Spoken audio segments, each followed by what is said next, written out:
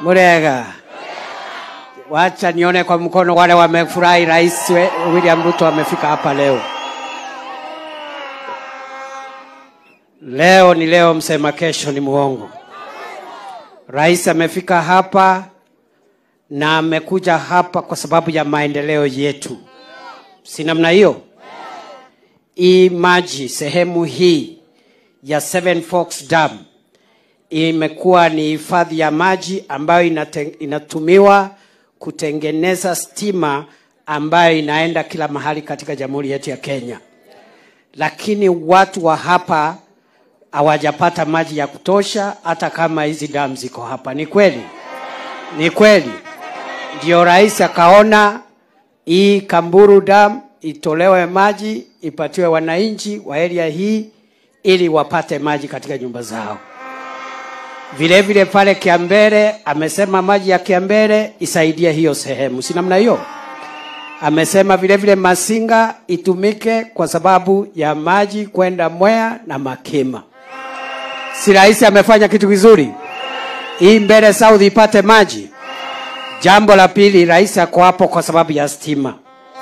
Kwa sababu stima nyingi inazalishwa hapa sehemu hii. Lakini pia kuna nyumba za majirani wa hii area hazina stima ya kutosha.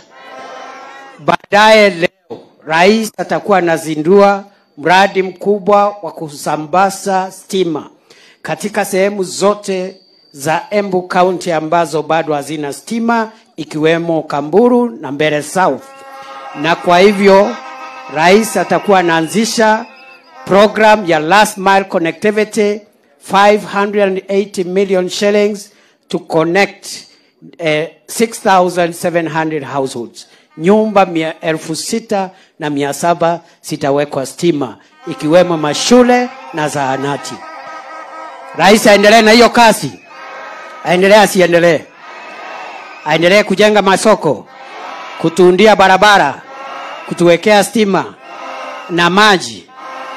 Ya mwisho, kwa sababu ya masaa, ni kwamba sisi tunaunga mkono rais aendelee kuunganisha nchi yetu ya Kenya, kwa sababu hakuna jamii ambaye ni mgeni hapa Kenya. Jamii zote, kabila zote ziko na haki kuwa Kenya, na hii Kenya ni nchi moja. Na tusipochunga tunaweza haribu umoja wetu, tupate matatizo kama nchi zingine vile zimepata matatizo. Munaunga rais mkono aunganishe nchi yetu ya Kenya? Rais munamunga mkono aunganishe nchi yetu ya Kenya? Na mimi niseme hivi nikimalizia, nikiwa naibu wa rais wa Jamhuri ya Kenya, kazi yangu ni kazi mbili. Ya kwanza, hiyo amri rais ametoa mambo mingi, amesema ifanyike. Mambo ya stima, mambo ya maji, amesema idara mbalimbali sifanye mambo fulani. Mimi ndio mtu yake ya mkono kwenda kutafuta mawaziri, PSS na wafanyikazi wa serikali wale wanahusika kuhakikisha amri ya rais imetekelezwa. Si namna hiyo? Si namna hiyo? Si namna hiyo? Ama mnafikiri kazi yangu nyingine ni gani? Si ni kusaidia rais kusukuma barabara zetu, kusukuma maji na stima? Kuna kazi nyingine ya deputy president? Si ni mtu ya mkono ya rais? Na si ni kazi kubwa sana hiyo ya kusaidia rais? Si is a big job? Kwa hivyo wale wanatuambia ati sisi ati tupiganishe kelele watu hapa na kuchochea wananchi kuleta uhasama, wakome na waambiwe sisi tunajua kazi yetu. Si namna hiyo? Kuna watu walikuwa wanachochea watu hapa na kupiganisha wananchi kelele. We have no time for divisive politics. The time we have is to build Kenya.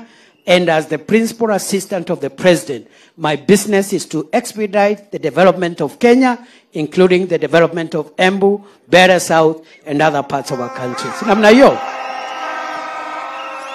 Wapi wale wanasema wataunga rais mkono aendelee na hiyo kazi? Wacha sasa nichukue nafasi hii kwa ufupi niite